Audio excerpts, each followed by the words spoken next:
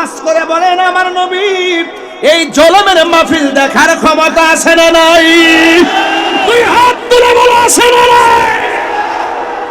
নারায়ে তাকবীর, নারায়ে রিসালাত, ইয়া রাসূলুল্লাহ, নারায়ে গাউসিয়া, ইয়া রাসূলুল্লাহ, আহলে সুন্নাত ওয়াল জামাত জিন্দাবাদ জিন্দাবাদ, শাহপুর দরবার শরীফ জিন্দাবাদ জিন্দাবাদ, অ্যাকশন অ্যাকশন, ডাইরেক্ট অ্যাকশন, সুন্নি জনতার অ্যাকশন, ডাইরেক্ট অ্যাকশন। নবী আমার আল্লাহর হাবিব এই মাহফিল দেখার ক্ষমতা আছে না নাই? পড়ছি আমি, এটা আমার আকীদা, এটা আমার আকীদা, ডাবলুদের আকীদা না। ডাবলু মার্কা কিছু মৌলবী আছে, এরা মনে করে এই জলম থেকে মদিনা বহুদূর, আর আমরা মনে করি মদিনাওয়ালার জন্য এই জলম হাতের তালুর মধ্যে। কথা বলেন ঠিক না বেঠিক? এই জন্য বলছি পড়ছি আমি নাতে রাসূল পাশে নূরের নবী, নাতে রাসূল শোনে নবী দিলেন মুস্কি হাসি। জোরে জোরে কি আল্লাহু আকবার বলা যাবে না? জন্ম আমার নবীর যুগে,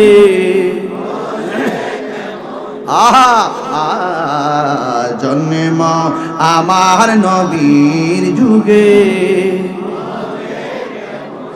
দুনয়নে রাসূল পাক দেখলে, মাশাআল্লাহ খুব ভালো লাগছে। দুনয়নে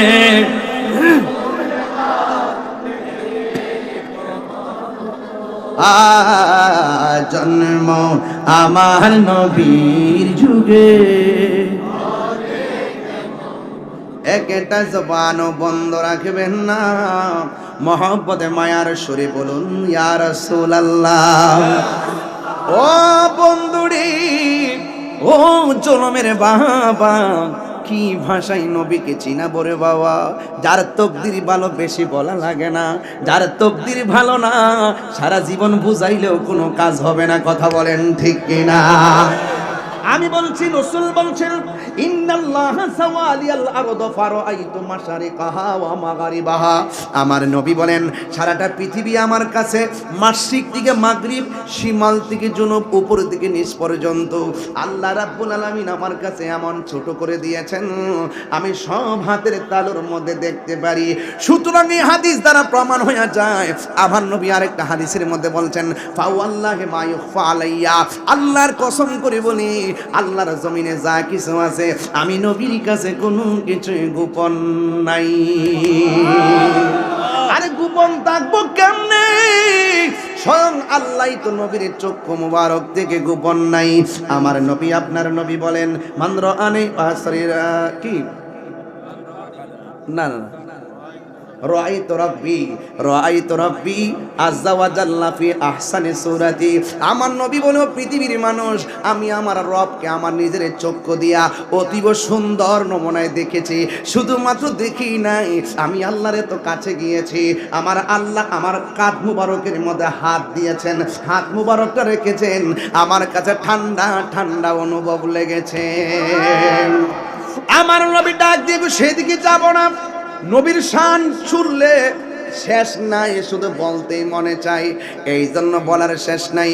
আমার নবী আপনার নবী ডাক দিয়ে বলে আবু বকর, যদি এখন মরণের প্রশ্ন আসে, দিনকে কায়েম করতে যাইয়া, হককে কায়েম করতে যাইয়া, আল্লাহর বিধানকে কায়েম করতে যাইয়া যদি জীবন দেওয়ার প্রশ্ন আসে, সর্বপ্রথম কে তোমরা 40 জনের মধ্যে জীবন দিবা? ওই মুহূর্তে একটা সাহাবী লাব্বাইক ইয়া রাসূলুল্লাহ বলে দাঁড়ায় গেছে, যার নাম হলো হযরতে সিদ্দিকে আকবর। জোরে কি সুবহানাল্লাহ বলা যাবে না? চতুর্দিকে কাফের। ওই মুহূর্তে দাঁড়ায় যাওয়াটা সাধারণ দাঁড়ায় যাওয়ার মতো নয়। আপনারা যারা দাঁড়ায় রয়েছেন এমন দাঁড়ানোর মতো নয়। আপনারাও আশেক, আমরাও আশেক, তবে আপনাদের দামটা অনেক বেশি আছে রে বাবা। আমার নবীর প্রশ্ন করছে, নবী গো, আমাদের চাইতে দামি কোনো উম্মত দুনিয়াতে আপনার আসেনি। আমরা আপনার পিছে নামাজ পড়ি, আমরা আপনার পিছে আপনার সঙ্গে ইফতার করি, আমরা আপনার সঙ্গে জিহাদ করি, আমাদের চাইতে কোনো দামি কেউ আসেনি। আমার নবী বলেন, সাহাবীরা তোমরা সাহাবী হিসেবে সম্মানিত, কিন্তু এই পৃথিবীতে এমন সম্প্রদায়গুলো আসবে আমার উম্মত, তোমরা আমাকে দেখা পাগল, ওরা আমাকে না দেখায় পাগল হয়ে যাবে। ওরা আমার না দেখায় পাগল হয়ে যাবে। আরে বরুরার জলমের পোলা বাঙ্গুলার দিকে আমার মনে হয়ে গেছে তায়েফের জমিনে কাফেররা নবীর দিকে পাথর মারছে, তাগরা তাগরা যুবকরা পাথর মারছে, আর বরুরার ফুলাফানগুলা যে নবীর পাগল কেমনে দাঁড়ায় গেছে, রাত্রে খাবার খায় না, পাগলের মতো বয়া বয়া তাকায় রইছে। আমার তো মনে হয় ওই তায়েফের জমিনে ওই যুবকরা নবীরে পাথর মারছে, এই যুবকগুলা যদি সেই জায়গায় থাকতো, পাথরের বরাবর নিজের বুকটা পাইতে দিত, মোস্তফার বদন মুবারকে একটা পাথরের আঘাত লাগতে দিত না। কথা বলেন ঠিক কি না? আমার যুবক ওই সিদ্দিক আকবর দাঁড়ায় গেছে। যারা দাঁড়ায় যায় নবীর জন্য তারা সিদ্দিক হয়ে যায়, যারা নবীর সন্তুষ্টির জন্য দাঁড়াইতে পারে না তারা আবু জাহেল হয়ে যায়। কথা কোন ঠিক কিনা? যারা নবীর জন্য মিলাদ কিয়ামে মহব্বত নিয়ে দাঁড়ায় যায় এরা আশিক রাসূল হয়ে যায়, আর যারা দাঁড়াইতে যায় কোমর ব্যথা অনুভব করে তারা কিন্তু বেঈমান হয়ে যায়। কথা বলেন ঠিক কিনা? নবীর ভালোবাসায় যদি কেউ কৃপণতা করে সে কোনোদিন ইমানদার হতে পারে না। সিদ্দিক আকবর যখন দাঁড়ায় গেছে, কাফেররা তখন কহেতে মরতে আসছে, এই কাফেররা হাতের মধ্যে পাথর নিয়া এমন ভাবে পাথর মারলো, মাথার মধ্যে পাথর, বডির মধ্যে পাথর, সাহাবীরা নবীরে জড়ায়া দইরা ঘরের মধ্যে নিয়ে গেল। সিদ্দিক আকবর মাটির মধ্যে পড়ে গেল, ধরাধরি কইরা বাড়িতে নিয়ে গেছে। তার জনম দুঃখিনী মা যদিও এখন ইসলাম ধর্ম গ্রহণ করে নাই, সে ডাক দেখে ফুতরে তোমার কি অবস্থা?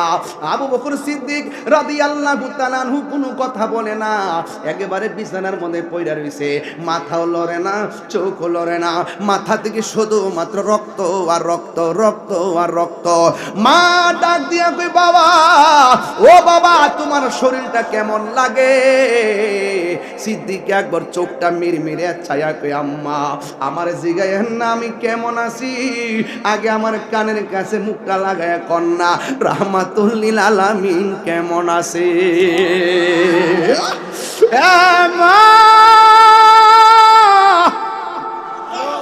মাগো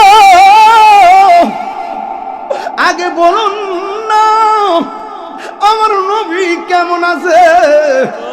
মা ডাক দিয়ে গো পুত্রী অল্প গোটা পানি পান কর, শরীরে শক্তি লাগো। এবার সিদ্দিক আকবর বলে, আম্মা আপনি আমার খাবারের কথা বললেন না, যতক্ষণ এই দুই চোখ দিয়া নবীর চেহারা মোবারক আমি দেখতে না পারবো ততক্ষণ পর্যন্ত আমার মুখের মধ্যে আমি পানির ফোঁটা ঢুকাইতাম না। ও আম্মা একটা বার আমার নবীর বাড়ি নিয়ে যান না গো মা। এবার মা ডাক দিয়ে কয়, রাস্তার মধ্যে কাফেররা দেখলে তোমারে অ্যাটাক করবে, কয় মা আপনার শাড়ির আঁচল দিয়ে আমার মুখটা ডাইকা। তখন সিদ্দিক আকবর গায়ের মধ্যে রক্ত ঝরতেছে, ডাক দিয়া বলে, মা আপনার শাড়িটা আমার চেহারার মধ্যে ডাইকা মোস্তফার বাড়িতে আমারে লইয়া যান না গো। এই কথা বলার পরে মা তো মা, ওই ছেলের সন্তুষ্টি তো মা চায়। আমার নবী তো বলছে মা যদি বিধর্মীয় হয় মা বাবার সঙ্গে খারাপ ব্যবহার করা যাবে না, মা বাপ যদি মুশরিক হয় এরপর মা বাপের সঙ্গে খারাপ ব্যবহার করা যাবে না। ওই সিদ্দিক আকবরকে মাথার মধ্যে সুন্দর করে এবার কাপড়টা ঢুকাইয়া এমন ভাবে আস্তে আস্তে করে নবীর বাড়িতে নিয়ে গেছে। আমার নবীর কাছে যায়, নবী গো, নবী গো, ও মায়ার নবী আগে বলুন না আপনি কেমন আছেন? আমার নবী বলে, আবু বকর আয় আমার কাছে আয়, আবু বকরের কপালে আমার নবী একটা চুমু দিলেন। এবার আমার নবী ডাক দিয়া বলে, আবু বকর তোমার শরীরটা কেমন আছে? ও নবী গো, এতক্ষণ খারাপ লাগছিল, আপনি নবীকে দেখার পরে আমার মনটা যেন ভালো হয়ে গেছে গো নবী। এই হলো আবু বকর, এই হলো আবু বকর। একটা জবানও বন্ধ রাখবেন না, মহব্বতে মায়ার সুরে বলুন আল্লাহু আকবার। আমার নবীর মজলিসে আঘাত করলো, আমার নবী পাল্টা আঘাত করে নাই। আমার নবী বলছে, আবু বকর এরা বুঝে নাই। আল্লাহু আকবার জোরে কর। আরে জিব্রাইল তো বারবার ডাক দিয়া বলছেন, নবী গো একটাবার হুকুম দেন না, যে এই অন্যায় আপনার সঙ্গে করতেছে এদেরকে পাহাড়ের নিচে ফেলে মেরে দেই। আল্লাহর হাবিব ডাক দিয়া বলে, জিব্রাইল আমি নবী তো রাহমাতুল লিল আলামিন। কথা কোন ঠিক কিনা? ওই আমার নবী, আপনার নবী রাহমাতুল লিল আলামিন আদর্শ হলো ক্ষমা করে দিতেন, আর সত্য যেটা মানুষের সামনে প্রেজেন্টেশন করতেন। আজকে দেখা যায় মানুষ গায়ে পুরা ঝগড়া লাগাইতে চাই, আজকে দেখা যায় মানুষ জোরে চাপায়া দিতে চাই।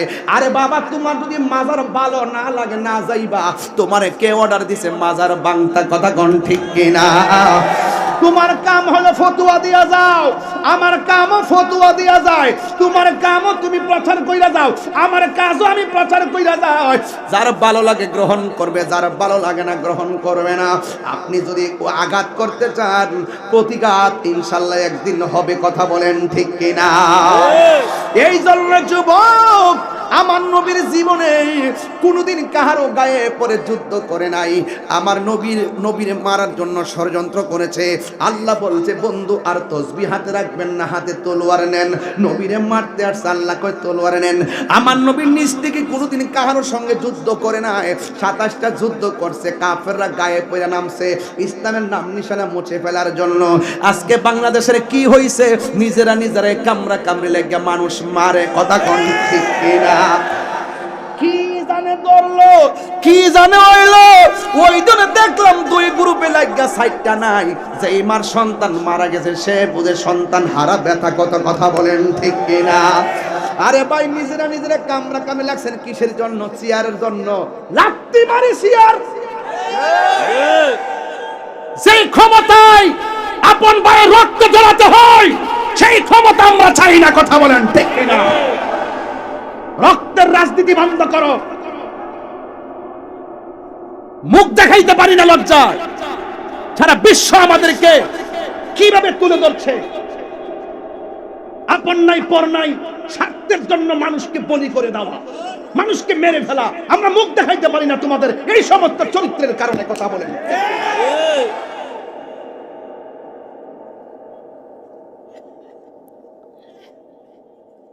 ভাইয়ের আমার, খুব সতর্ক থাকবেন। পারি না শুধু আপনাদের কারণে। আপনারা সুন্নিরা যদি একটা প্ল্যাটফর্ম হইতেন, সব আইসা সুন্নিদের ভাওয়ার মধ্যে ধরে তেল মাত লইলেন। আপনারা কোনো না কোনো দিক দিয়ে জানগা। আপনারা যদি এক থাকতেন, 65% মুসলমান সুন্নি এই দেশে। পারি না শুধু আপনাদের কারণে। আপনারা কোনো না কোনো জিলাপি ভাই আর বিস্কুট পাই না মারে। এগুলো এখন বন্ধ করতে হবে। বুঝেন না কেন বলতেছি? যে দিকে যাবো একদিকে যাবো, যেখানে যাই, কিন্তু বাইঙ্গা আর যাইতাম না। এবারে বাইঙ্গার দিন শেষ। বাবা শাহজালালের বাংলাদেশ। দুই হাত তুলে বলো ঠিক কিনা বলো।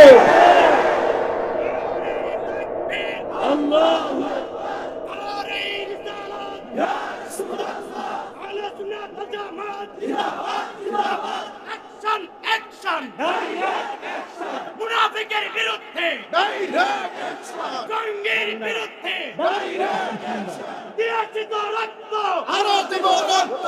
রক্তের বন্যায় তুমি কে আমি কে? সুন্নি তাইলে হুজুরে ভয় নাই, রাজপথ ছাড়ি নাই। বাংলাদেশের সুন্নি ভাইরা আমার, এই যে মানুষগুলো আজকে আসছেন সব কি সুন্নি না? যদি ডাক দেই চলেন ঢাকা যায়, আপনি বলবেন আমি নাই। এইগুলো বন্ধ করতে হবে। পকেটে টাকা খরচ করে যুক্তির দাম পক্ষে ময়দানে নামতে হবে, ঠিক কিনা বলেন? ওই যে অনেকের দুই হাত তো উঠে নাই, হাত তুলে বলেন ঠিক কিনা বলেন? আমরা কি আগের মতো থাকবো? আগের মতো আমরা বিচ্ছিন্ন থাকবো না, আমরা সব ঐক্যবদ্ধ হব, কথা বলেন ঠিক কিনা বলেন? এক থাকবেন। জীবনে কিন্তু মামলা খাই নাই, মামলায় যেহেতু খাইছি তাহলে বুঝতে হবে দিন আসছে, দিন। এক তাহিরি গেলে গেও হাজার তাহিরি আছে না নাই? তাহিরি আছে কিনা জানি না, তাহিরি তো আছে। কারা কারা একমত হাত তুলুন তো দেখি, আবার দেখে লই, মনটা ভরে লই। নারে তাকবীর, নারে রিসালাত, নারে পাক পাঞ্জাতন, আহলুস সুন্নাত ওয়াল জামাত, নারে গাউসিয়া। হাত নামান। কষ্ট হইছে আপনাদের? মাঝে মাঝে দুই চারটা গজল, কটা গজল গেছে? দুইটা। মারহাবা কোন বাবা রে, বাবা আপনি যদি রাজনীতি পদ দিতে চান, আপনার টাকা আছে কিনা দেখবো, আপনার লোকজন আছে কিনা দেখবে। কিন্তু এক জায়গার সম্পর্ক করতে গেলে টাকা পয়সা লাগে না, শুধু মহব্বত লাগে। এটা হলো রাহমাতুল লিল আলামিন, কথা বলেন ঠিক কিনা বলেন? তা আমরা নবীকে ভালোবাসতে গেলে কি টাকা লাগবে, পয়সা লাগবে, জনগণ লাগবে? যার যার ভালোবাসা ওপেন করে দেন। টাকা নাই, মদিনা যাইতে পারেন না, দেখবেন মদিনাওয়ালা আপনার জলমের ভাঙ্গা করে হাজির হয়ে গেছে। নবী আসার ক্ষমতা আছে না নাই?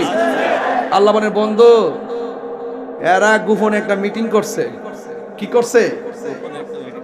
আজকে যে আমি এখানে আইছি, ওই যে নেতা কইতে পারবো কত ঝামেলা গেছে, গেছিনি? কত যে ঝামেলা, তাহিরির ব্যাপারে কত ঝামেলা করে বাবা। এই তাহলে গুছাইলাই বাবা, গুছাইলাই। আর 10 মিনিট সময় দিবেন নি আমারে? 10 মিনিট দিবেন নি ইনশাল্লাহ? 1 ঘন্টা 10 মিনিট হয়ে গেছে, স্টেজে আইছি। মারহাবা জোরে কর। মনে হয়েছে 20 মিনিট হয়েছে। প্রেমের সময় কেমনে যায় বোঝা যায় না। তা তাহিরি নতুন কেউ না। আমার সেতাইলে আমি সেতি, আমার ধরলে আমি ধরি, আমার সঙ্গে একটু ভালো ব্যবহার করেন, আমি ওকে। কিন্তু নবীর বিরুদ্ধে কথা বলবেন, আপনাকে চেনার টাইম আমার নাই। এটা কন্টেটমেন্ট, এটা স্পৃহা। আমার কোনো সম্পদ নাই, নবী আছে, কথা কন ঠিক কিনা? রাসূল বলছেন কিন্তু ওরা মিটিং করছে, উপেনে না গোপনে? কথা কনা, গোপনে। উপেনে না গোপনে? তো এই বাবা, এই তোমরা এদিকে যাও। আরে কি, অনেক মানুষ দেখে না তো। যাও বাবা, এদিকে যাও, এদিকে যাও। কি এত বড় মাঠ জায়গা হয় না? এবার তো অনেক পিছনে আনছেন মাঠ, হাই স্কুলটা একবার ঘুরাত নিয়ে আসছেন না, একবার শেষ মতে নিয়ে আসছেন, এরপর অবস্থা এই অবস্থা। আহা, এটা হলো নবীর প্রেমিকদের জোয়ার। এরা যে কাফেররা মিটিং করছে, গোপনে না ওপেনে? কাফের কাছে যেটা গোপন, ওপেন কার কাছে? ওয়ামাকারু ওয়ামাকারুল্লাহ।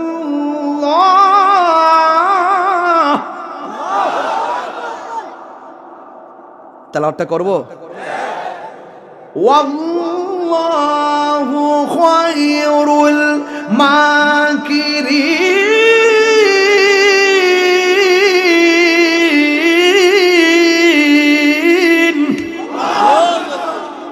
তোরা যতই ষড়যন্ত্র করস, ষড়যন্ত্রের জবাব দিবেন একজন, জনগণ, তিনি কে? আরো জোরে, উত্তম পরিকল্পনাকারী কে? আল্লাহ ডাক দিকে বন্ধু, ওরা গোপনে মিটিং করছে, আপনাকে মারবে। নাউজুবিল্লাহ কর না কেন? রাসূল বলছেন আল্লাহ আমার 6টা মর্যাদা দিয়েছে, 6টা মর্যাদা পৃথিবীর কোন নবী রাসূলকে দেয় নাই। এর মধ্যে একটা হলো, আমি দুনিয়াতে এসেছি, প্রত্যেক নবীদের জন্য এক একটা এরিয়া ছিল নামাজের, আর আমার জন্য সারা পৃথিবীর মসজিদ, সারা পৃথিবীর জমিনটাকে আল্লাহ আমার জন্য, আমার উম্মতের জন্য মসজিদ বানাই দিচ্ছে। আরেকটা মর্যাদা হলো, আদম নবী বলতে পারবেন আমি শেষ নবী, ইব্রাহিম নবী বলতে পারবেন আমি শেষ নবী, আমি নবী, আনা খাতামুন নাবিয়্যিন লা নাবিয়্যা বাদি। আমি নবী হলাম শেষ নবী, আমার পরে আর কোন নবী আসবে। রাসূল বলেন আনুসিরতু বিররুবে, আল্লাহ আমার মাঝে এমন একটা ভয় দিবেন, ইচ্ছে করলে কোনো কাফের গোপনে এসে নবীকে মেরে ফেলবে পারবে না, কারণ এই নবীজির কাঁধ মুবারক দিয়ে চোয়াল হয়ে দাঁড়িয়ে যায় তাকে মারার জন্য। এই জন্য রাসূল পাকের সাথে অনেক যুদ্ধে অনেক সাহাবী শহীদ হয়েছে। রাসূল পাককে তারা কিছুই করতে পারে নাই। যদি বলেন না সুবহানাল্লাহ। আর একটা হলো উতিতু বি জাওয়ামিল কালিমে, রাসূল বলছেন আল্লাহ পাক আমাকে সকল ভাষার বুঝার জ্ঞান দান করেছেন। যদি বলেন আরো বড় করে কোন আল্লাহু আকবার। এবার শুনেন আমি কি বলি। আল্লাহ রাব্বুল আলামিন বলেন, বন্ধু ওরা গোপনে ষড়যন্ত্র করেছে। ইয়া রাসূলুল্লাহ, ইয়া হাবিবাল্লাহ, আপনি এখান থেকে মদিনায় চলে যান। জবানটা খুলে কি আল্লাহু আকবার বলা যাবে না? আল্লাহ অর্ডার করেছে, আমার নবী যারা অত্যাচার করেছে তাদের সঙ্গে যুদ্ধের ঘোষণা করে নাই। আমার নবী আল্লাহর অর্ডারে মক্কা থেকে মদিনায় চলে যাবেন। দেখবেন কেমনে শান্তি নবী আনেন। বিনা রক্তপাতে, বিনা যুদ্ধে নবী শান্তি কেমনে নাজিল করেছেন। জোরে কোন সুবহানাল্লাহ। আমরা তো মনে করি যুদ্ধ করে শান্তি আনতে হবে। যুদ্ধ চাই না, শান্তি চাই। কি চাই? দেখছেন না কয়েকদিন আগে এক দৌড় মারছে, ইন্ডিয়া লোকে লেগে যাবো। ইন্ডিয়া লোকে যুদ্ধ লেগে যাবো। যুদ্ধ লাগলে কি শান্তি আইব? যুদ্ধ লাগলে কি শান্তি আসবে? পার্শ্ববর্তী দেশ ভারত, পাকিস্তান, চীন, এদের সঙ্গে যুদ্ধ লাগলে কি আমাদের দেশে শান্তি আসবে? একটা উস্কানি মারছে, আবার বলতেছে কই আগরতলার হার সাইজ করার জন্য ব্রাহ্মণবাড়ি যথেষ্ট। এটা হলো পাতলা কথা। এগুলো কি কথা? পাতলা কথা বলা যাবে না। রাষ্ট্রের অস্থিতিশীল, রাষ্ট্রকে অস্থির করতে গিয়ে পাতলা কথার দ্বারা যদি রাষ্ট্র অস্থিতিশীল হয়ে যায়, এই সমস্ত কথা বলা যাবে না। আমরা যুদ্ধ চাই না। আমার প্রশ্ন হলো, যদি কেউ স্বইচ্ছায় এই বাংলাদেশের 1 ইঞ্চি মাটি নেওয়ার ষড়যন্ত্র করে, শুধু আপনি একা কেন, সবাই মিলে তার বিরুদ্ধে দাঁড়িয়ে যান। আর হুদহুদে আপনি গায়ে পড়ে যায় যুদ্ধ করবেন, এত কামরা কি লেগে? এই কামড়ি বন্ধ করেন। দেখছেন না 2 দিন নাচছে, এরপর আবার গরম হয়ে গেছে গা। এগুলো হলো বাংলাদেশের মানুষকে বেকুব পাইছে, হুজুগে বাঙালি হয়ে গেছে সব। এগুলো বলা যাবে না। আমরা আমাদের দেশকে আমাদের মতো করে সাজাবো। কথা বলেন ঠিক কি না? সকল দেশের সাথে আমরা বন্ধু সুলভ আচরণ করব। কিন্তু কোন দেশ যদি আমাদের উপরে যদি মাথায় চড়ে বসে দাদাগিরি কিংবা বাবুগিরি করতে চায়, সেখানে আমরা তাকে প্রশ্রয় দিব না। কথা বলেন ঠিক না? এইগুলো হলো রাজনীতির সিস্টেম। রাজনীতি আমি এমন পছন্দ করি না। এগুলো সিস্টেম। গায়ে পড়ে ঝগড়া বাঁধাবেন না। যুদ্ধ কখনো শান্তি আসে না, আনে না। আল্লাহ বলছেন, বন্ধু আপনি চলে যান, ওরা ষড়যন্ত্র করতেছে আপনাকে মেরে ফেলার জন্য। তো হুকুম করছে কে? ঠাস করে আমার নবী মৌলা আলী রাদিয়াল্লাহু তাআলা কে ডাক দিয়ে, আলী গো, আমি তো রাত্রে একদিন জামুগা, আমি যখন চলে যাব আমার বিছানার মধ্যে আপনি শুয়ে থাকবেন। সুবহানাল্লাহ বলবেন না? সুবহানাল্লাহ। আর ওই দিক দিয়ে সিদ্দিক আকবর বলছে, আবু বকর, আমাকে তো আল্লাহ অর্ডার করেছেন চলে যাওয়ার জন্য, আমি তো চলে যেতে হবে। সিদ্দিক আকবর বলতেছেন, ইয়া রাসূলুল্লাহ, আপনি কি আপনার ইচ্ছায় যাচ্ছেন নাকি আল্লাহর ইচ্ছায়? আল্লাহর ইচ্ছায়। আল্লাহর ইচ্ছা যদি যায় থাকেন আমি বাধা দিব না, তবে আপনি রসুলকে দেখলে আমার 7 দিনের ক্ষুধা দূর হয়ে যেত। ইয়া রাসূলুল্লাহ, ইয়া হাবিবাল্লাহ, নবী গো, ও মায়ার নবীজি, আপনাকে একদিন দেখলে ক্ষুধা লেগে যেত, আপনাকে দেখলেই আমার 7 দিনের ক্ষুধা দূর হয়ে যেত গো নবী। ইয়া রাসূলুল্লাহ, ইয়া হাবিবাল্লাহ, আমি কেমনে থাকবো?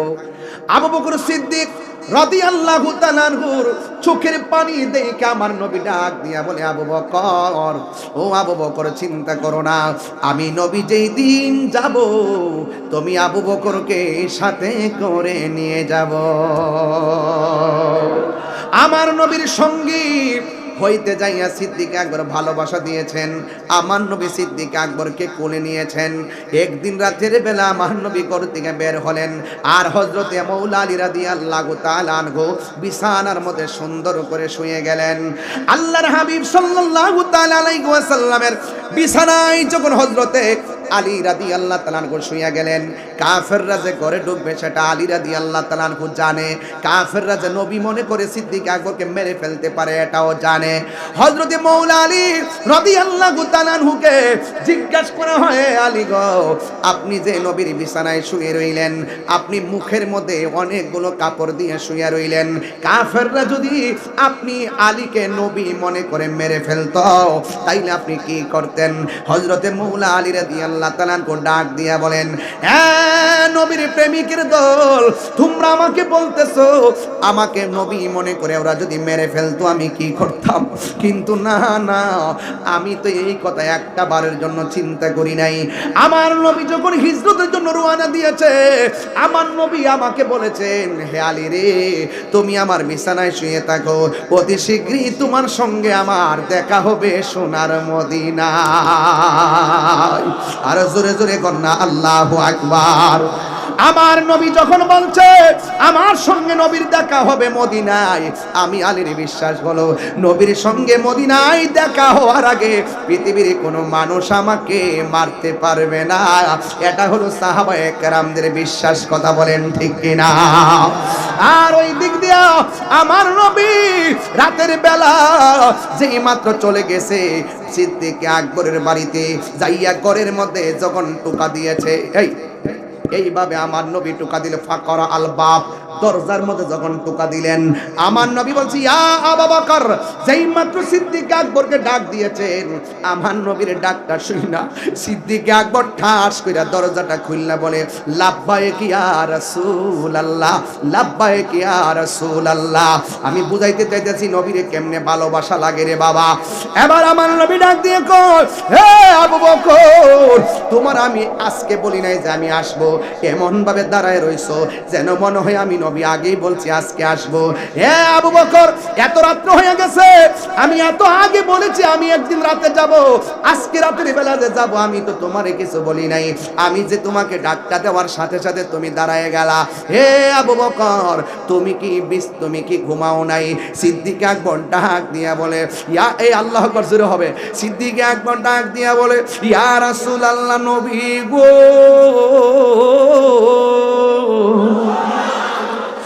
মায়ার নবীজি, যেই দিন আপনি আমারে বলছেন মদিনায় আমারে সঙ্গী বানায় নিয়ে যাবেন, সেই দিন থেকে আমি দিনেও ঘুমাই নাই, রাতেও ঘুমাই নাই। ইয়া রাসূলুল্লাহ, নবী গো, আপনি আমাকে একটা ডাকের বেশি দুইটা ডাক দিলে যদি আপনি নবী কষ্ট পান, আল্লাহ কষ্ট পাবে, এই জন্য আমি একটা সেকেন্ডের জন্য বিছানার মধ্যে পিঠ লাগাই না গো নবী। এই কথা বলার পরে আমার নবী বলছেন, হে আবু বকর, আর দেরি করা যাবে না, কাফেররা বের হয়ে গেছে, রাতের অন্ধকারে আমরা রওনা দিয়ে দিব। সিদ্দিক আকবর নবীর পেছনে পেছনে যায়, আমার নবী সামনে সামনে যায়।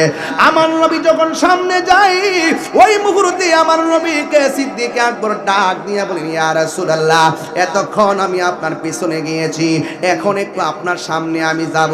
আমার নবী বলে, আবু বকর, তুমি কি জানো না নবী রাসূলদের অগ্রগামী হওয়া যায় না, নবী রাসূলদের সামনে জোরে কথা বলা যায় না, তুমি কেন আমার সামনে যাইবা? ইয়া রাসূলুল্লাহ, নবী, সামনের বাড়িটা একটা কাফেরের বাড়ি, ওই কাফেররা তো আপনাকে তালাশ করতেছে, যদি আপনার রাস্তার মধ্যে দেখা বলায় কাফের বাড়ি থেকে আপনার সিনা মুবারকের বরাবর ওরা তীর মেরে আপনাকে আঘাত করতে পারে। ইয়া রাসূলুল্লাহ, নবী, আপনার সামনে আমি থাকতে চাই, একটা বুঝি না, দুইটা বুঝি না, যত তীর আসে আমি আবু বকরের সিনার মধ্যে নিয়ে নিব, কিন্তু আপনার বদন মুবারকে একটা তীরের আঘাত আমি লাগতে দিব না। এইভাবে যাইতে যাইতে অনেক দূর পর্যন্ত গিয়েছে, হঠাৎ করে আমার নবী, আপনার নবী একটা গুহার ভিতরে আমার নবী গিয়ে ঢুকলেন।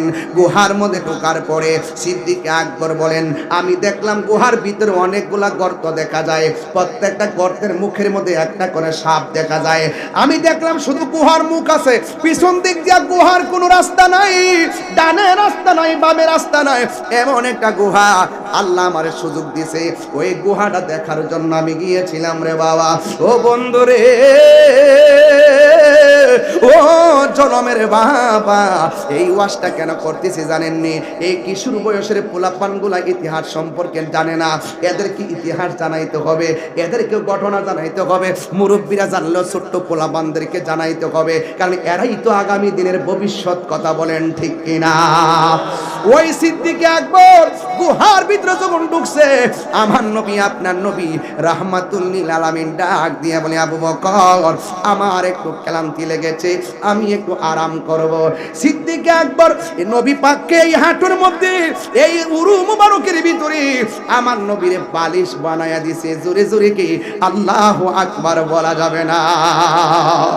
হায় হায় রে কেমনে ওয়াজটা বোঝাইতাম ভালোবাসা কারে কয়। সিদ্দিক আকবর দেখতেছেন প্রত্যেকটা মুখের মধ্যে সাপ, এই সাপগুলা যেন নবীরে সুবল দিতে না পারে নিজের কাপড়গুলা দাঁত দিয়ে কামড়ায় কামড়াইয়া সিরা সিরা গেঞ্জি পাঞ্জাবি সিরা সিরা প্রত্যেকটা মুখের মধ্যে কাপড় লাগাইয়া দিছে আমার নবীকে যেন কামড় দিতে না পারে, বন্ধুরে যেন কোনো অনিষ্ট করতে না পারে। ওই মুহূর্তে আমার নবী আপনার নবী রাহমাতুল লিল আলামিন ঘুমাইতাছে আর গায়ের কাপড়গুলা সিরা সিরা একেবারে মুখের মধ্যে বন্ধ করে দিল, সব ছিদ্র বন্ধ করছে সাপ যেন সুবল দিতে না পারে দংশন করতে না পারে। আমার নবী তো আরাম করতেছে, ওই মুহূর্তে একটা ছিদ্র বাকি রয়ে গেছে, এই ছিদ্রটা সিদ্দিক আকবরের একটা পা দিয়া ওই ছিদ্রটারে বন্ধ করলো। যেই মাত্র পা দিয়া ছিদ্রটা বন্ধ করলো আমার নবী ঘুমাইতেছেন। আপনারা জবান খুলে বলেন নবীর চক্ষু যদিও ঘুমায় অন্তর চক্ষু খোলা আছে না নাই? আমার নবী তো সব জানে। আমার নবী আপনার নবী হাইরে তুমি আমি ঘুমাইলে ওযু ভাঙ্গা যায়, নবী ঘুমাইলেও ওযু ভাঙ্গে না, কারণ আমার নবী কাহারো মতো না। ও বন্ধু বন্ধু বন্ধু রে আমার নবী আপনার নবী যখন ঘুমাইতেছেন হঠাৎ করে নবীর গাল মোবারকের ভিতরে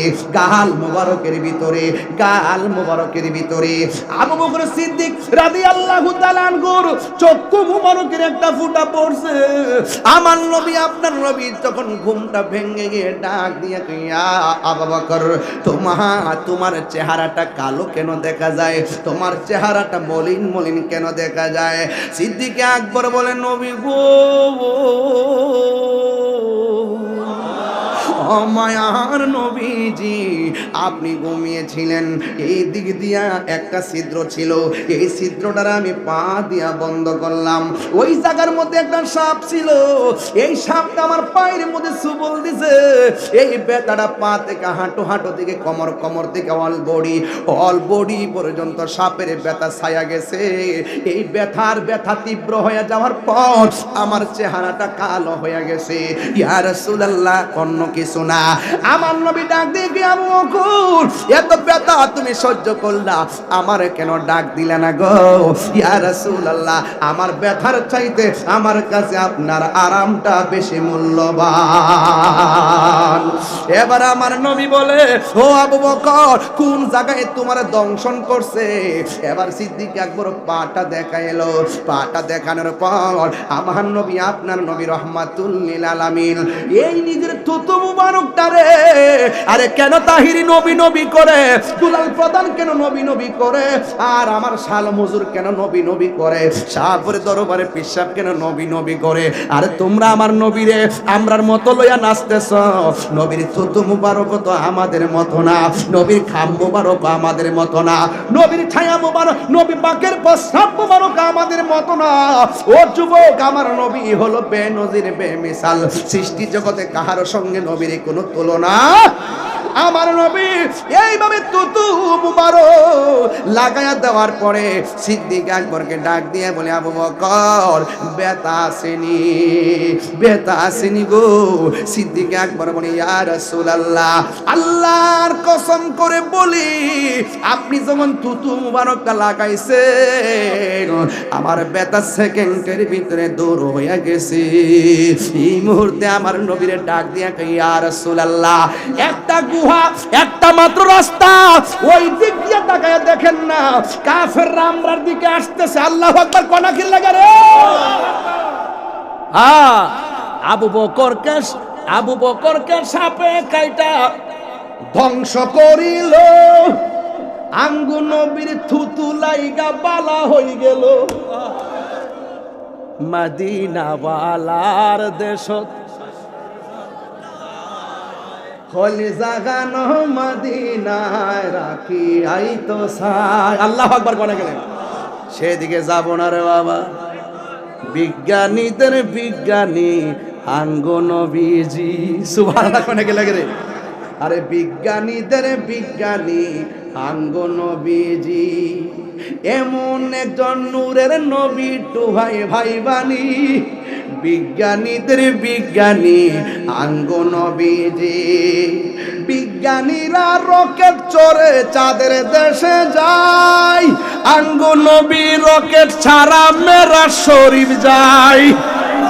ইয়া রাসূলুল্লাহ তিনবার হবে, তিনবার। আবার বলি ইয়া রাসূলুল্লাহ। এটা কি সাধারণ কথা নাকি? বিজ্ঞানীরা রকেট চড়ে চাঁদের দেশে যায়, আঙ্গ নবী রকেট সারা মেরাজ শরীফ যায়। আরে সেই যুগে কি রকেট বিমান সেদিন ছিল নি? না কইতারে না কোন না? আরে সেই যুগে কি রকেট বিমান সেদিন ছিল নি? বিজ্ঞানীদের বিজ্ঞানী আঙ্গ নবী। এর আমার কইছে আধুনিক রাষ্ট্র গঠনের নবীজির আলোচনা। আধুনিক রাষ্ট্র বানাইছে বিমান, আধুনিক রাষ্ট্র বানাইছে রকেট। যখন রকেট নাই, বিমান নাই, তখন আমার নবীজি আরশে আজিমে গিয়েছে। কথা বলেন ঠিক? আধুনিক বলতে আধুনিক দিয়ে কি করতাম? আমার নবী তো আধুনিকেরও আধুনিক, বিজ্ঞানীরা বিজ্ঞানী, নবীদেরও নবী। সাইয়্যিদুল মুরসালিন, হাত তুলে বলুন ঠিক কি না?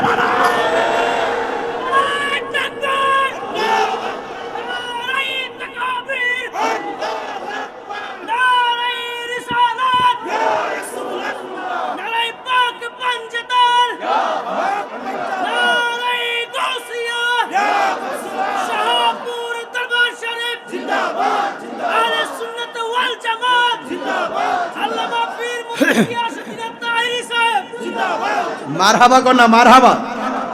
বাজান আমি কিন্তু বেশি চিল্লাই দিকে আমার কষ্ট নেন না আপনারা। আমার যখন ৭৬টা জায়গা, এরা আমার নবীর শান আজমত কি বুঝে? এরা বুঝাই যে নবী বিয়ে করছে, আমরাও করছি। নবী ঘাটে ঘাটে যা, বাজারে যা, আমরাও যা। আরে বেটা নবীর আমকানে গেছে, আর সাজে গেছে, তুই যা। ইডা দেহস হিডা দেহস না, এইটার নাম হইল ডাব্লিউ। এটির নাম কি? ডাব্লিউ। এদেরকে বুঝাইবার জন্য আমরা XYZ। কথা কোন ঠিক না বেঠি? আবু বকরকে সাপে কাইডা কষ্ট হইতেছে, ধ্বংস করিল, আঙ্গু নবীর থুতু লাইগা বালা হই গেল। সেই যুগে কি উজা বাদ্যা সেদিন ছিল নি? আধুনিক রাষ্ট্র বানায় উজা বাদ্যা ডাইকা না সাপ তুলবার লাগে। আর আমার নবী থুতু মুবারক লাগিয়ে ভালো যা। যতই আমরা সাজাই না কেন, সবচেয়ে বড় মডেল হলো রাহমাতুল লিল আলামিন। যার আদর্শের সাগরে ডুব দিলে এই দেশ শান্তির দেশ হয়ে যাবে। যার আদর্শে ডুব দিলে এই বাড়ি আদর্শের বাড়ি হয়ে যাবে। যার আদর্শে ডুব দিলে আমার জীবন সোনার জীবন হয়ে যাবে। কথা বলেন ঠিক? এছাড়া কোনো বিকল্প?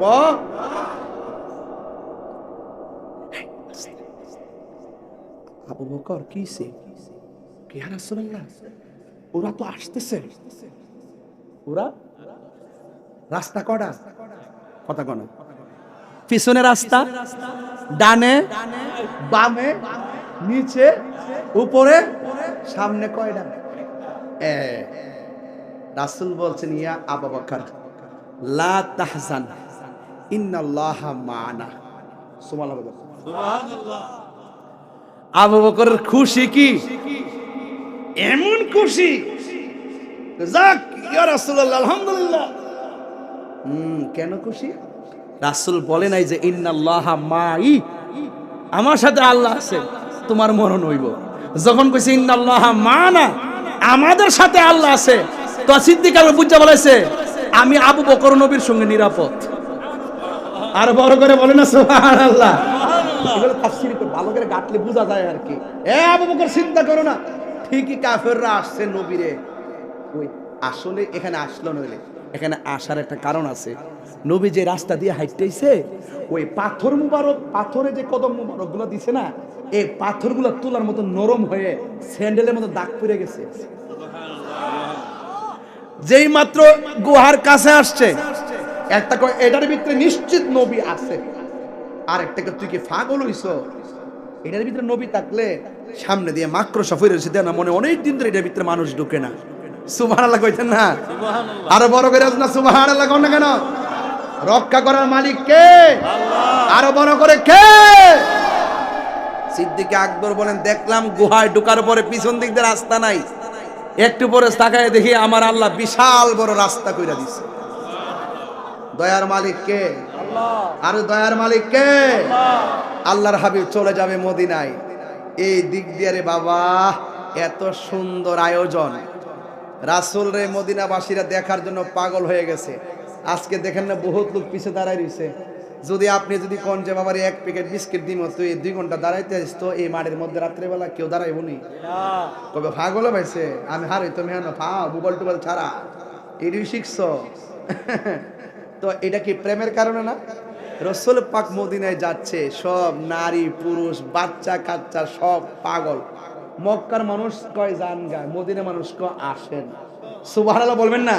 সুবহানাল্লাহ। যে যারে চিনে সে তারে কিনে।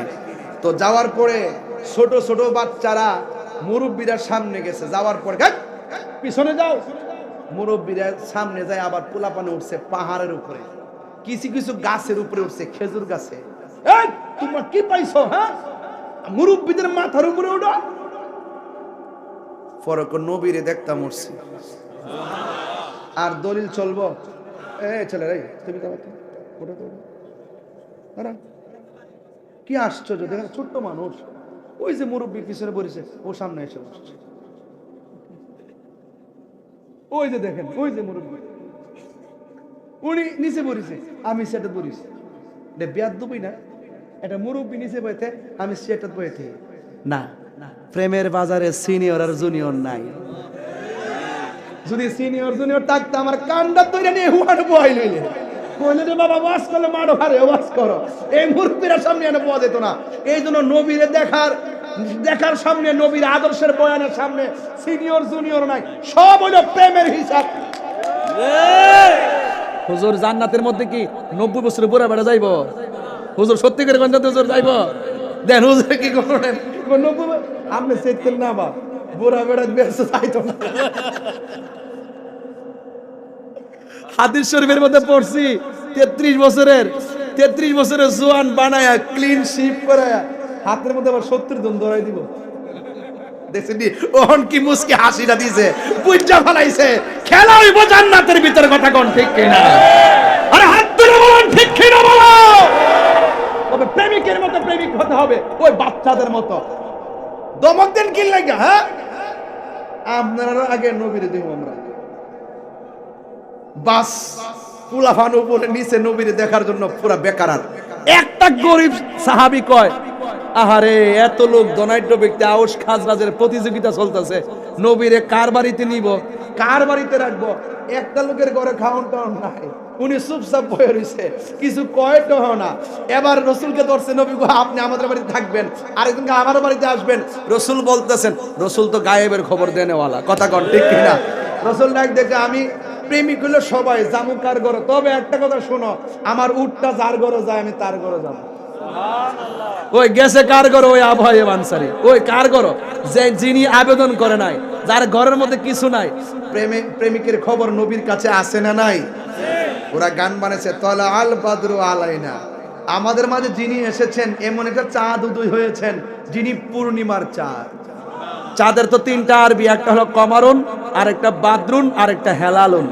হেলাল হইল যেটা নতুন উড়ে, আর বাদরুন মানে যেটা গুলগাল হয়ে জায়গা, আর কামারুন হইলো ওই যে যেটা ওই গুল হওয়ার পর আবার যেটা শুরু হয়, এইটার বলে কামারুন। ঠিক আছে নি? হ্যাঁ, তো এইভাবে তারা গান গেয়েছে, আমাদের মাঝে এমন একজন নবী এসেছে যিনি পূর্ণিমার চাঁদ। আর বড় করে কোন সুবহানাল্লাহ গান। তাহলে সেই নবীকে ভালোবাসলে নবীকে পাওয়া যায় কি যায় না? আচ্ছা, যারা এখান থেকে চলে গেছে কাফেরদা কত বড় মানে ষড়যন্ত্র, সবকিছু মিলায়া চলে গেছে। এবার আমার নবী যখন আবার মক্কাতে আসছে, বিশাল বড় হস্তি বাহিনী লইছে, বিশাল বড় অস্ত্র লইছে। আমার নবী বিনা রক্তপাতে, বিনা সংঘর্ষে, বিনা যুদ্ধে, যেই কাফেররা নবীর বিরুদ্ধে ছিল সেই বিরুদ্ধবাদী দেশটাকে আমার নবী জয় করে নিয়েছেন বিনা রক্তে, একমাত্র ভালোবাসার দ্বারা। আর বড় করে কোন সুবহানাল্লাহ। তো এই দেশকে যদি আমরা সাজাইতে চাই, ভালোবাসার কোনো বিকল্প নাই। মারামারি করে দেশে শান্তি আসবে, কাটাকাটি করে শান্তি আসবে? রাসূলুল্লাহর আদর্শ। সালাতু ওয়াসসালাম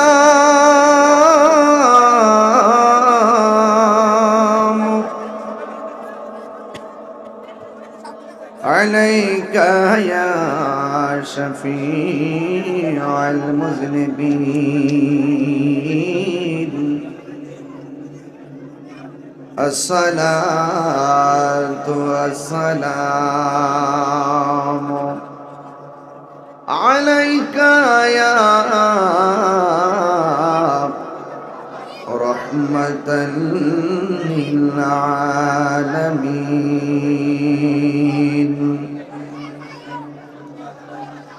আলহামদুলিল্লাহ আলহামদুলিল্লাহি রাব্বিল আলামিন। খালিকিস সামাওয়াতি ওয়াল আরদিন। আসসালাতু ওয়াসসালামু আলা আশরাফিল আমবিয়াই ওয়াল মুরসালিন ওয়া আলা আলিহি ওয়া আসহাবিহি ওয়া আজওয়াজিহি ওয়া যুররিয়াতিহি ওয়া উলামাই আহলিস সুন্নাতি ওয়াল জামাআতি আজমাইন।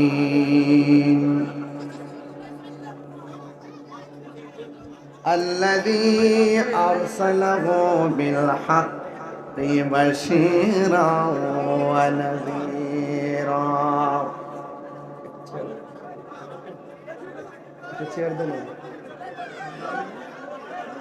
وداعيا إلى الله بإذنه وسراجا منيرا. الذي أرسله بالحق بشيرا ونذيرا وداعيا إلى الله بإذنه وسراجا منيرا. إن الله وملائكته يصلون على النبي يا أيها الذين آمنوا صلوا عليه وسلموا تسليما. اللهم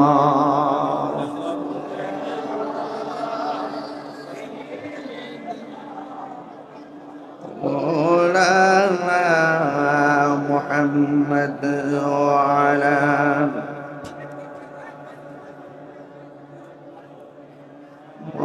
مولانا محمد সবাই মহব্বতে দরদ মাকা কণ্ঠে পড়ি আল্লাহুম্মা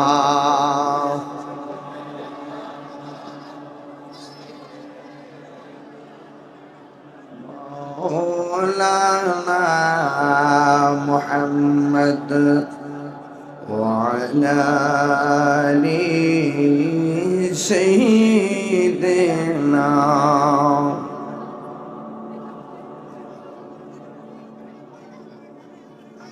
कर লাগিয়া কাঁদরে মন কে আছে তোর আপনা যে জন আপনার বন্ধু হবে সেজন সোনার মদিনা আল্লাহুম্মা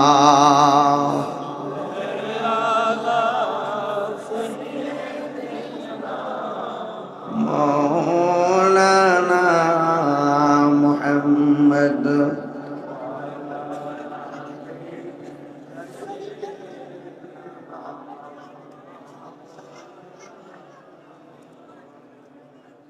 লা ইলাহা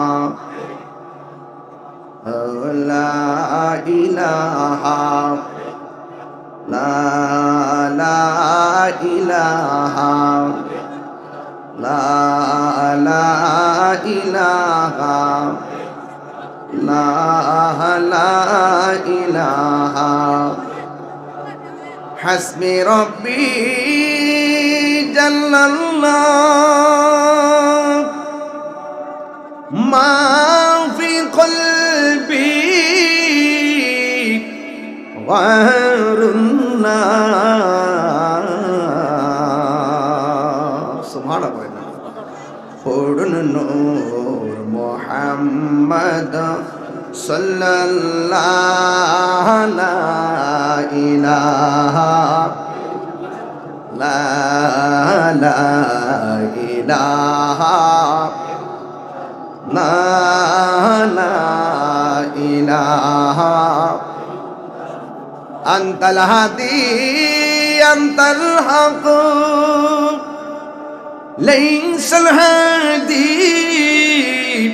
ইল্লাহু পড়িলা মওজুদা ইল্লাল্লাহ লা মাকসুদা ইল্লাল্লাহ বলুন লা ইলাহা ইলাহা ইল্লাল্লাহ বলি লা ইলাহা ইল্লাল্লাহ ও লা ইলাহা ও লা ইলাহা লা ইলাহা লা ইলাহা লা ইলাহা ইল্লাল্লাহ মুহাম্মাদুর রাসূলুল্লাহ সাল্লাল্লাহু আলাইহি ওয়াসাল্লাম। সকলে পড়ি আলহামদুলিল্লাহ। উপস্থিত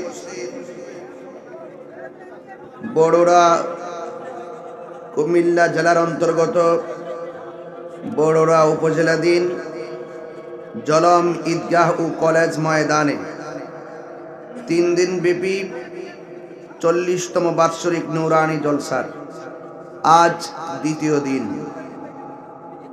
প্রধান অতিথি আন্তর্জাতিক ইসলাম প্রচারক, বহু ইসলামী গ্রন্থের প্রণেতা আল্লামা শেখ শাহজাদা ডক্টর সৈয়দ আহমদ পেয়ারা বাগদাদি আল কাদরি হুজুর রাদিয়াল্লাহু তাআলা আনহু,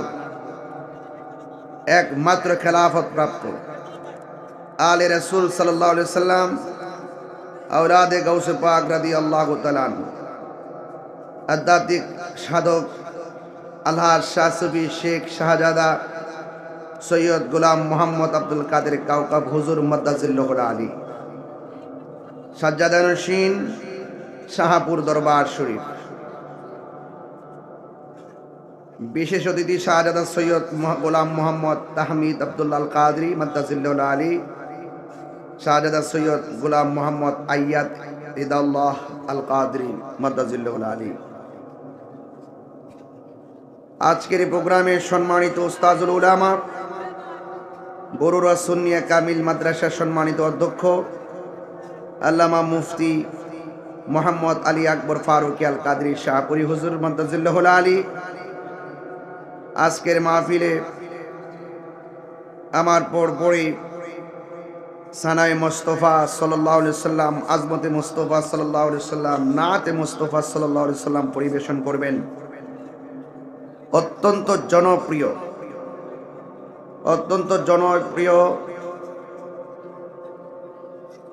সুললিত কণ্ঠের অধিকারী এবং সুবক্তা আল্লামা শায়ের মোহাম্মদ ইমদাদুল ইসলাম আল কাদরি মাদ্দাজিল্লাহুল আলী, স্নেহাস্পদ শায়ের মাওলানা মোহাম্মদ মহিউদ্দিন তানবীর আল কাদরি, শায়ের স্নেহাস্পদ মাওলানা তানবীর হুসাইন তারেক আল কাদরি সাহেব, শায়ের মোহাম্মদ সাইমন রাজা আল কাদরি। আজকের মাহফিলে আরো অনেক উলামায়ে কেরাম, বিশেষ করে মাওলানা সফিউল্লাহ আল কাদরি শাহপুরী সাহেব, মাওলানা এরশাদ হুসাইন আল কাদরি শাহপুরী সাহেব, মাওলানা নুরুল ইসলাম আল কাদরি শাহপুরী সাহেব, মাওলানা ইকবাল হোসেন শাহপুরী সাহেব। আজকের এই মাহফিলটা বাস্তবায়ন করতে গিয়ে এলাকার গণ্যমান্য ব্যক্তিবর্গের অনেক সুচিন্তিত মতামত, বিশেষ করে আলহাজ হাফেজ মাওলানা শাহ আলম সুন্নি আল কাদরি শাহপুরী হুজুর মাদ্দাজিল্লাহুল আলী, তিনি সংগ্রাম করে এই প্রোগ্রামটাকে বাস্তবায়নের জন্য সবসময় চেষ্টা করেন। আমার ডানে বামে অনেক সহযোদ্ধা উলামায়ে কেরাম, মসজিদের ইমাম এবং খতিব বৃন্দ, এই বরুড়ার আপামর সুন্নি জনতা, পর্দার আড়ালের মা ও বোনেরা এবং বাজারের ব্যবসায়ী বৃন্দ, প্রশাসন বৃন্দ, ইলেকট্রিক মিডিয়া, প্রিন্ট মিডিয়ার ভাইরা, যে আল্লাহ রাব্বুল আলামিন আমাদের সকলকে আজকের মাহফিলে উপস্থিত হওয়ার সুযোগ দিয়েছেন। কেমন আছেন?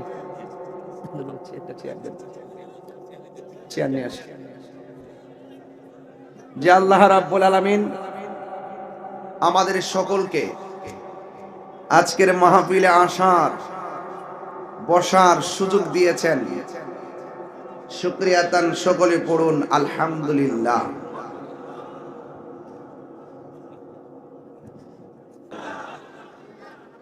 কোটি দরুদ ও সালাম ওই নবীর নূরানি কদম মুবারকে, যিনি হায়াতুন নবী, নূর নবী, গায়েবের খবর দেনেওয়ালা, হুজুরপুর নূর সাল্লাল্লাহু আলাইহি ওয়াসাল্লামের উম্মত হিসেবে আল্লাহ পাক আমাদের সকলকে কবুল করেছেন। এই জন্য শুকরিয়া তান আবারও পড়ি আলহামদুলিল্লাহ। ইন্তেজামিয়া কমিটির পক্ষ থেকে আমাকে বিষয় দেওয়া হয়েছে আধুনিক রাষ্ট্র গঠনে প্রিয় নবী হুজুর পাক সাল্লাল্লাহু আলাইহি ওয়াসাল্লামের অবদান ও দেশ গঠনে আমাদের করণীয় কি। আল্লাহ পাক যেন আমাকে উল্লেখিত বিষয়ের উপরে কিছু কথা বলার সুযোগ দান করে, সকলে বলুন আমিন। আমি সারাদিন ঢাকায় ছিলাম। ঢাকায় প্রায় 1000 সুফিবাদের পীর মাশায়েখদেরকে নিয়ে আমি মিটিং করেছি। ধরেন না 1000 পীর মাশায়েখদের মিটিং মানে হলো প্রায় 20 লক্ষ লোকের প্রতিনিধিদেরকে নিয়ে মিটিং করেছি। তো এই মিটিং শেষ করে দৌড়ায় আমি এখানে এসেছি। আমার শিডিউল ছিল মূলত দিনের বেলা। 4-5 দিন আগে বলছি মাগরিবের আমার মাইক ধরবো, রাত্রে 1টার পরে ফোন দিয়ে বলছি আশারের পরে ধরবো। তো দিনের বেলার একটা প্রোগ্রাম, মাগরিবের পর, মাগরিব থেকে আবার আসা, একই বক্তার যে শিডিউলগুলো নড়াচড়া করার পরও আপনারা যে অধীর আগ্রহে বিশ্বাস করেছেন যে আমিও আসব, আর আপনারও হাজার ব্যস্ততাকে পিছনে রেখে ওয়াজ শোনার যে মানসিকতা, এই মানসিকতাকে আমি স্যালুট জানাই। কারণ সুন্নিরা বারবার প্রমাণ করেছে সুন্নিরা বিরিয়ানি খাওয়েন না, সুন্নি না। আপনাদের কাউকে পিক আপ দিয়ে গাড়ি করে আনতে হয় নাই, আপনারা নিজের পকেটের টাকা খরচ করে এসেছেন। তো সুতরাং এই জন্য সুন্নিরা সুন্নিয়তকে যেমন নিঃস্বার্থে ভালোবাসে, সুন্নিরা আমার নবীজিকে জীবন দিয়ে ভালোবাসে। যেহেতু এসেছেন আমাদের শ্রদ্ধাভাজন সুধী ব্যক্তি, পুরো নামটা নাকি জনাব মোহাম্মদ আব্দুল হক সাহেব, তিনি মাইক ধরে আপনাদেরকে বলেছেন যে আপনারা চুপ থাকবেন। উনি একজন বয়োজ্যেষ্ঠ মানুষ, ওনার কথাটার মূল্যায়ন দিবেন। হয়তো বা আজকে যারা এসেছেন, আমি মনে করি বড়োর আর মাহফিলের মধ্যে আজকে ইতিহাস হয়েছে। অনেকগুলা মানুষ দাঁড়িয়ে আছে, জায়গা নেই। রাস্তাঘাটে অনেক মানুষ, বাজারে অনেক মানুষ।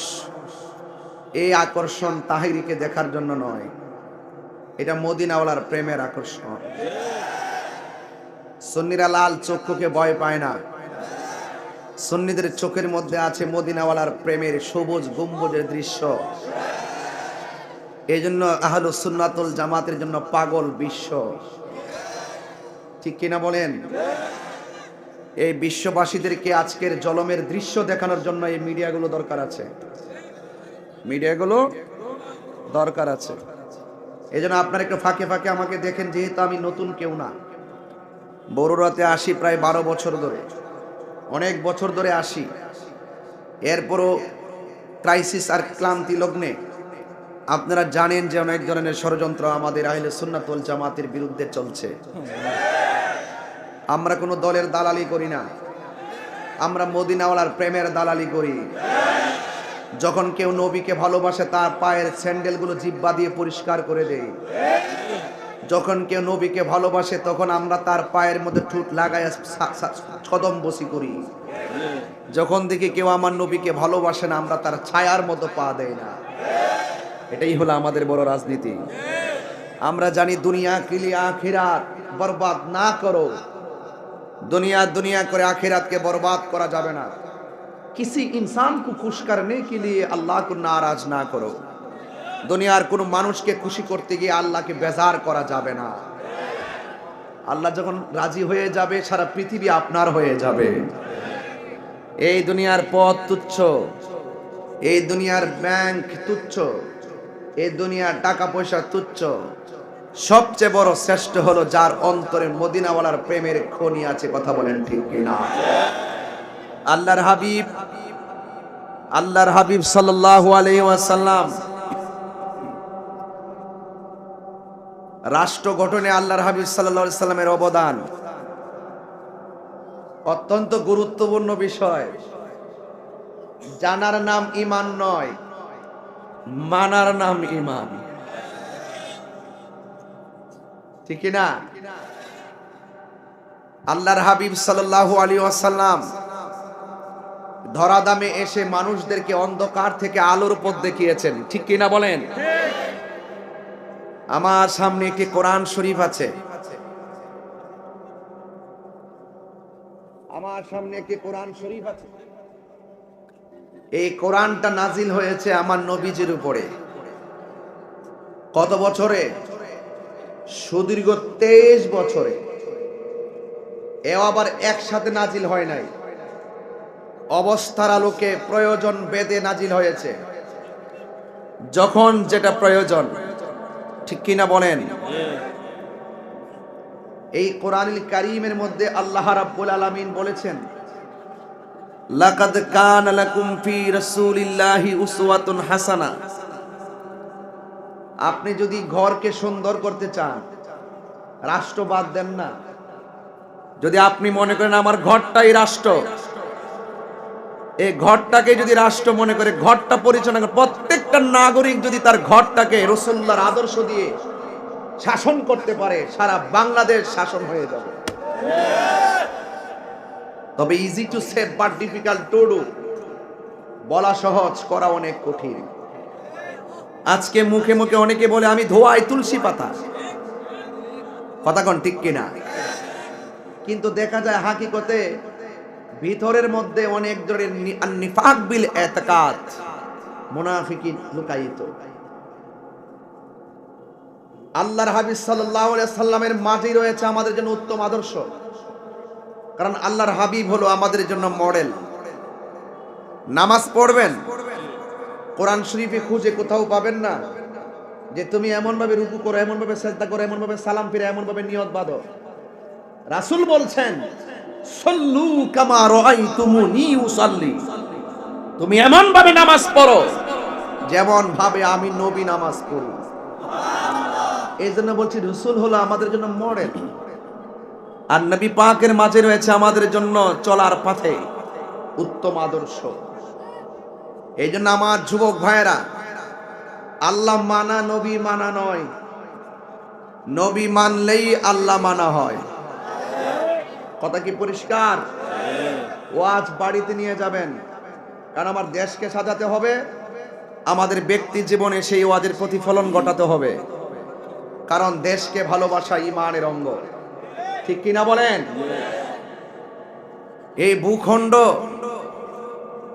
এই ভূখণ্ডে যত মানুষ বাস করে, প্রত্যেকটা মানুষের ঘরে শান্তি আসবে যদি আমরা রাসূল পাক সাল্লাল্লাহু আলাইহি সাল্লামকে ফলো করি। এই জন্য আল্লাহ বলছেন, বন্ধু তাদেরকে বলে দেন, ওরা যদি আমি আল্লাহর ভালোবাসা পেতে চায়, তারা যেন আপনি নবীকে ভালোবাসে। তারা যদি আপনি নবীকে ভালোবাসে, আমি আল্লাহর প্রতি তাদের ভালোবাসা হয়ে যাবে, আমি আল্লাহও তাদেরকে ভালোবাসবো। এর মধ্যে একটা শব্দ ছোট্ট করে লেখা আছে, ফাত্তাবিউনি, তোমরা আমাকে অনুসরণ করো।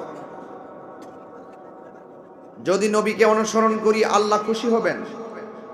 আল্লাহ খুশি হয়ে আল্লাহ পাক ওয়ায়াগফির লাকুম যুনুবাকুম ওয়াল্লাহু গফুরুর রহিম, আল্লাহ পাক রব্বুল আলামিন আমাদের সমস্ত গুনাহগুলো মাফ করে দিবেন। এই মাহফিলগুলো হলো গুনাহ মাফের উসিলা, গুনাহ মাফের উসিলা। আজকে জলমেরি মাহফিল ইতিহাসের পাতায় অঙ্কিত থাকুক, যদি মরেও যান বলতে পারবেন হাজার হাজার মানুষের মাঝে ইয়া রাসূলুল্লাহ আপনার স্লোগান দিয়েছিলাম। এগুলো মিজানের পাল্লায় কথা বলবে।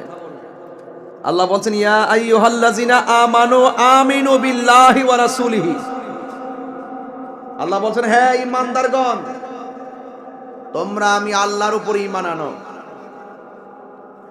এবং আমার রাসূলের উপর ঈমান আনো। আমানু আমিনু, এই জন্য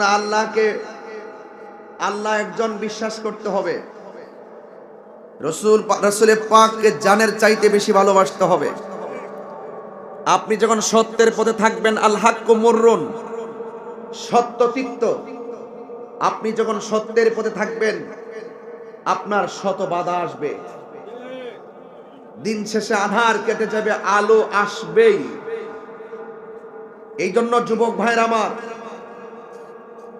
আল্লাহ পাক আমাদেরকে দুনিয়াতে পাঠিয়েছেন। এই যে কণ্ঠ দিচ্ছি, এই কণ্ঠ একদিন থাকবে না।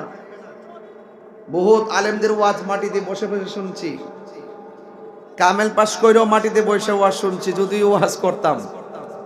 এরপরও মুরব্বী উলামা একরামদের আলোচনা শুনেছি। এখানে অনেকগুলো ছেলেরা বসে আছে, এই বিষয়গুলো অনেক গুরুত্বপূর্ণ। এই জায়গাগুলো আমার পাশে আমাদের বড়রা সুন্নিয়া কামিল মাদ্রাসার প্রিন্সিপাল মহোদয় বসা আছেন, উনি উস্তাদুল উলামা, বাদুল ফুকাহা, উস্তাদুল উলামা। অসংখ্য ছাত্র আলেম হয়ে গেছে, অসংখ্য ছাত্র এখন সুবক্তা হয়ে গেছে। এই জন্য যতদিন পর্যন্ত আপনি ভালো কিছু সমাজের জন্য দিয়ে যেতে পারবেন, আজীবন আপনার জন্য দোয়া আসতেই থাকবে। কথা বলেন ঠিক কিনা? ভাইরা আমার, আল্লাহ রাব্বুল আলামিনের হাবিবকে জানের চাইতে বেশি ভালোবাসতে হবে। এই ভালোবাসা যখন বেশি বাসবেন, আপনার বিরুদ্ধে অনেক ষড়যন্ত্র হবে, আপনাকে অনেক জ্বালা সহ্য করতে হবে। আপনাকে সমস্ত পরীক্ষাগুলো একজনই দিবেন, তিনি আমাদের রব। ঠিক কিনা বলেন?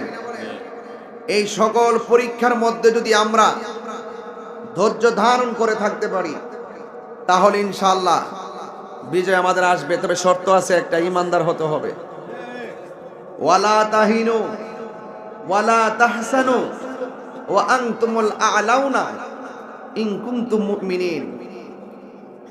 নিরাশ হয়ো না, হতাশ হয়ো না, বিজয় তোমাদেরই হবে যদি তোমরা মুমিন হতে পারো। এখন মুমিন কে? যারা ওলি আল্লাহর মাজার ভাঙে? কথা বলেন। মুমিন কে? যারা মসজিদে আগুন লাগাইয়া দেয়, এরা কি মুমিন? ওরা কি বেঈমান? যাদের হাত থেকে মানুষ নিরাপদ না, সে কখনো মুসলমান হতে পারে না। মান সালিমাল মুসলিমুনা মিন লিসানিহি ওয়া ইয়াদিহি, যার হাত থেকে কেউ নিরাপদ না, যার জবানের কথা থেকে কেউ নিরাপদ না, সে যতই মাথায় পাগড়ি পরুক, যতই মুখে দাড়ি রাখুক, মনে রাখবেন এদের ভিতরে মুনাফিকি রয়েছে। এরা কখনো মুমিন হতে পারবে না, মুসলমান হতে পারবে না, যারা ওলি আল্লাহর সঙ্গে বেয়াদবি করে। তো দেশে শান্তি আসবে কেমন? আপনি বলছেন আধুনিক রাষ্ট্র গঠন করবেন।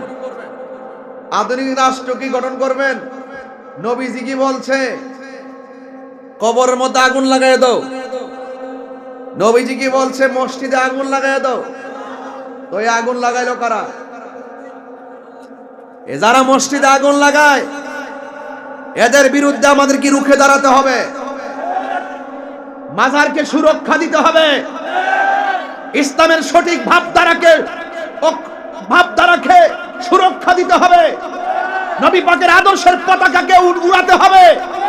যারা নবীর বিরুদ্ধে অবস্থান নিবে, যারা ওলি আল্লাহর বিরুদ্ধে অবস্থান নিবে, সেখানে সকল এখানে সুন্নাত ওয়াল জামাতের আপামর সুফি জনতাকে ঐক্যবদ্ধ থাকতে হবে। কথা বলেন ঠিক কিনা?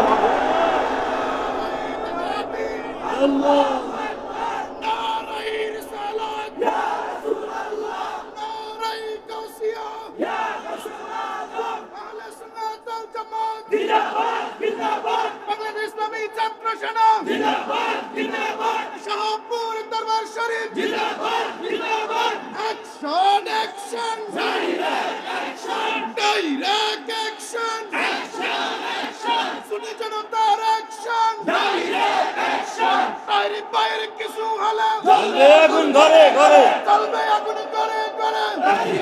কিছু হলে বাইরে হুজুরের কিছু হলে জ্বলবে আগুন ঘরে ঘরে। আমার ভাইয়েরা, সুন্নিরা খানকায় বসে থাকে বলেই দুর্বল মনে করো না।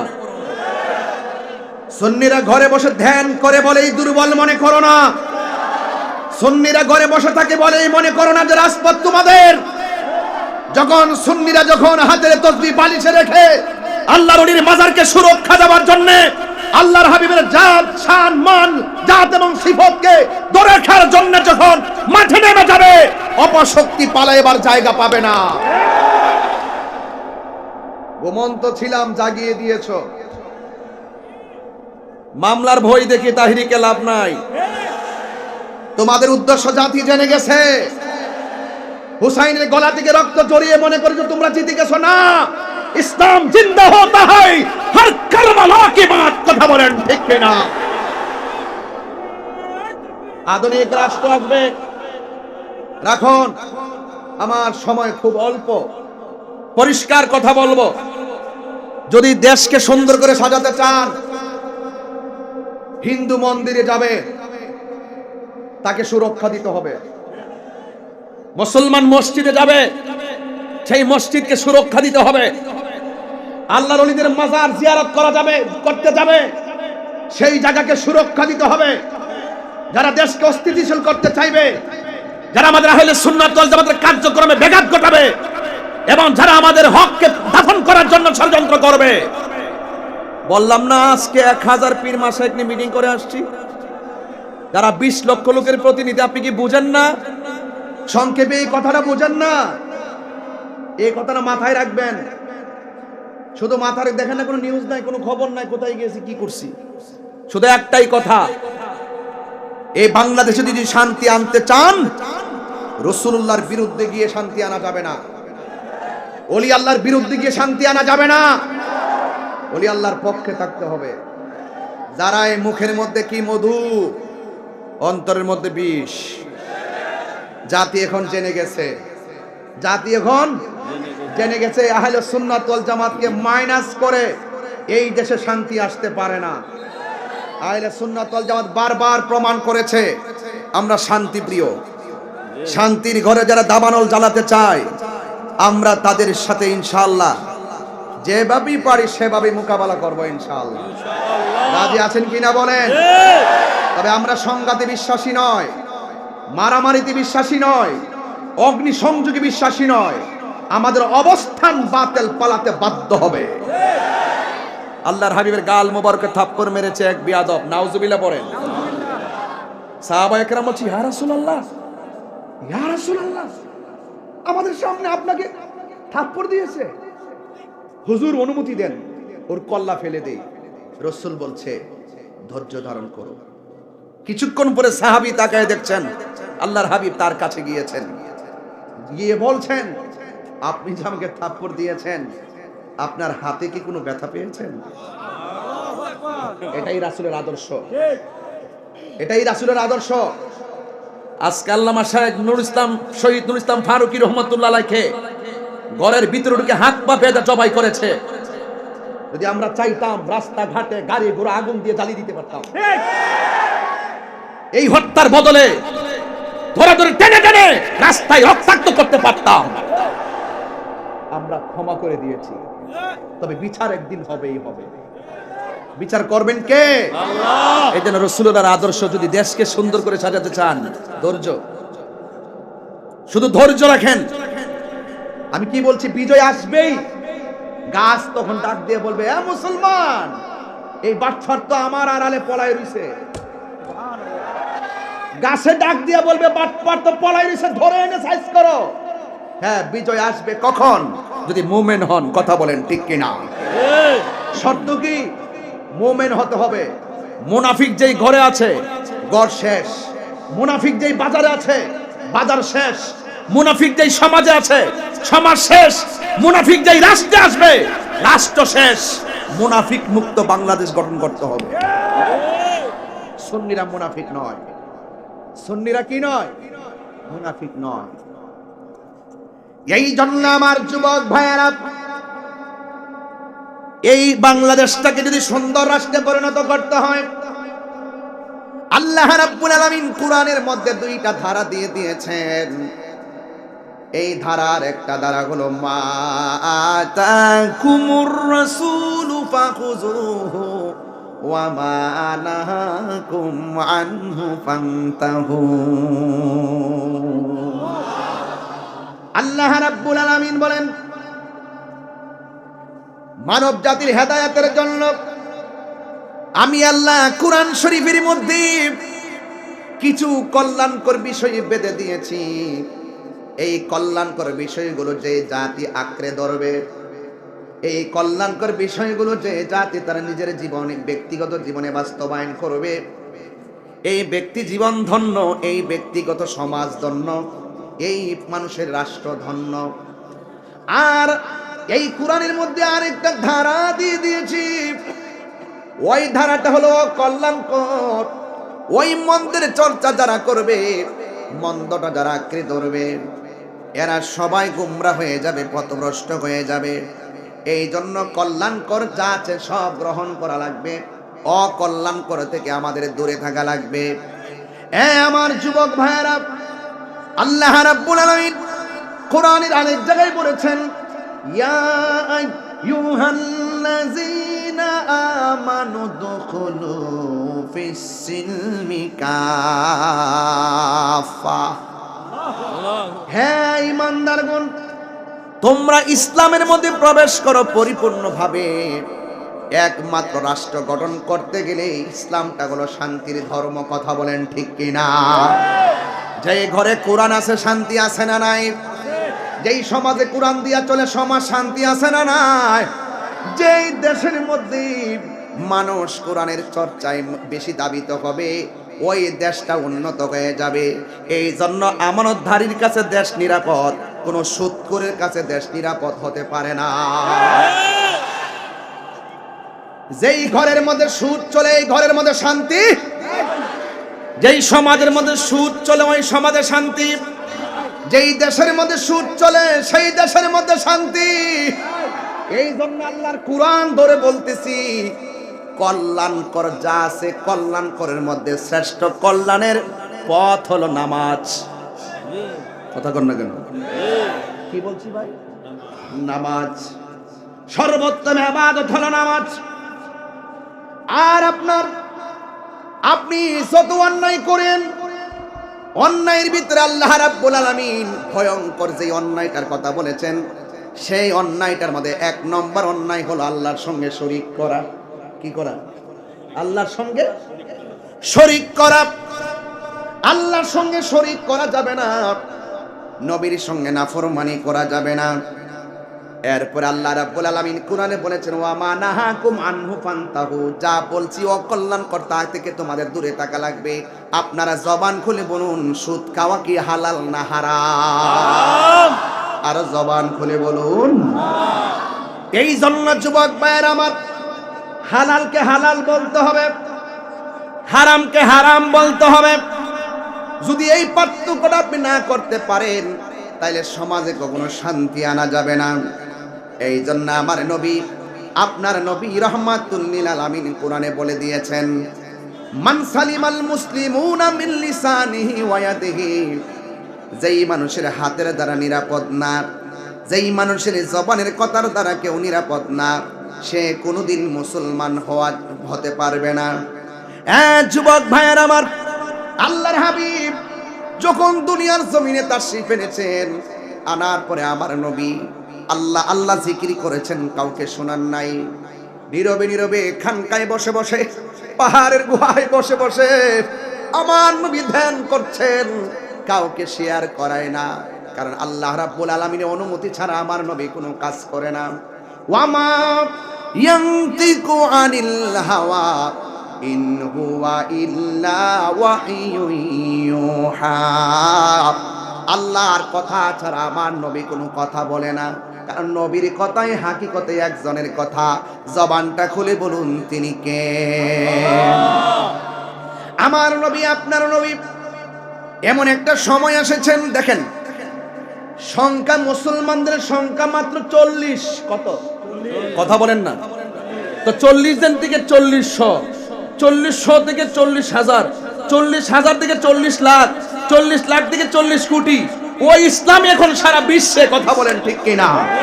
এটা কিভাবে পসিবল? এটা কিভাবে সম্ভব হয়েছে? জ্বালাও পোড়ার মাধ্যমে? শুধু আচরণের কারণে। বহুত কাফেরদের সামনে রাসূল গিয়েছেন, মারার জন্য গিয়েছেন রাসূলকে।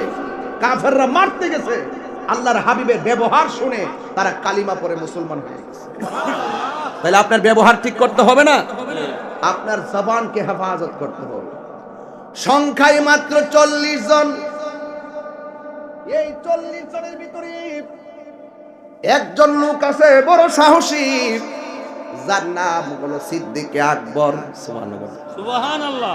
দেখছেন নি আল্লাহর হাবিবের রওজা মুবারকের পাশে, যার রওজা মুবারক, এই রাসূল পাকের রওজা মুবারকের পাশে থাকতে যায়, আর তিনি কোনো লবিং করেন নাই, তিনি কোনো টাকা ইনভেস্ট করেন নাই, তিনি অন্য কোনো শক্তি প্রয়োগ করে নাই। তিনি এমন রাসূল পাকের সহচর বন্ধু, কোরআনের ভিতরে যার কথা আল্লাহ পাক উল্লেখ করেছেন, 2 সাথীর এক সাথী। বলে না সুবহানাল্লাহ। দুই সাথীর এক সাথী, রাসূল একজন, সাথে আরেকজন, অন্য কেউ না, তিনি আবু বকর। জোরে বলুন সুবহানাল্লাহ। যখন মাত্র সংখ্যায় 40 জন, ওই মুহূর্তটা খুব ক্রাইসিস। ইসলামের কথা বলা যায় না, আল্লাহর জিকির করা যায় না। এর মধ্যে একজন সাহাবী, যার নাম হলো হযরত সিদ্দিক আকবর, তিনি ডাক দিয়া বলেন, ইয়া রাসূলুল্লাহ, মন চাইতেছে প্রাণ খুইলা মালিকের জিকির করি, প্রাণ খুইলা মালিকের ডাকি। আমার নবী বলেন, আবু বকর, সময়টা বড় ডেঞ্জারাস। ডানে কাফের, বামে কাফের, সামনে কাফের, অথচ এমন